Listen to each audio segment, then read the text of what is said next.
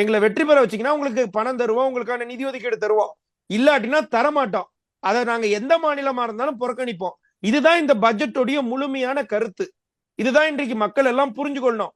இந்த முறை தமிழகத்தை தெள்ள தெளிவாக வஞ்சித்திருக்கிறது பாஜக அரசு. நம்ம கேட்ட 6500 கோடி ரூபாய் வெள்ள நிவாரணம் சார், இந்த அம்மா தானே சொன்னாங்க இது பிச்சை காசுன்ட்டு. காசை கொடுத்துருக்க வேண்டியதானே.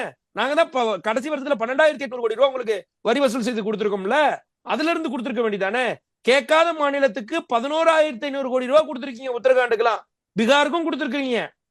ஆனா உண்மையாலே அல்லோலப்பட்டு அவதிப்பட்டு இருக்கக்கூடிய மக்கள் நேரடியாக அங்கிருந்து மத்திய துறைகள்லாம் வந்து இங்க மிகப்பெரிய சேதம் ஏற்படுத்திருக்கு அப்படின்றது ஊர்ஜிதம் செய்தும் கூட வாக்களிக்கவில்லை என்ற ஒற்றை காரணத்துக்காக இந்த முறை பாஜக ஆட்சி தனிப்பெரும்பான்மை ஆட்சியாக கொண்டு வர விடாததுல தமிழகம் முன்னிலை வகித்த ஒரே காரணத்துக்காக